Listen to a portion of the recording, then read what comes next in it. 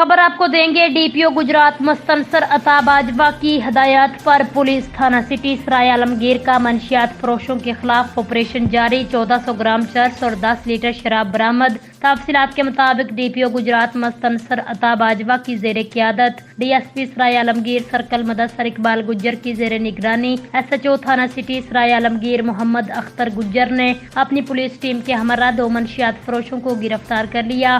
گرفتار ملزمان فخر امام سکنا پرانی جہلم سے 1400 گرام چرس اور لیاقت علی سکنا سرائے عالمگیر سے 10 لیٹر شراب برآمد کر کے مقدمات درج کر لیے گئے۔ ڈی پی او گجرات مستنصر عطا باجوہ کا کہنا ہے منشیات فروش معاشرے کا ناسور ہیں، ان کے خلاف بلا تفریق کارروائیاں جاری رہیں گی۔ ترجمان گجرات پولیس سرکل سرائے عالمگیر۔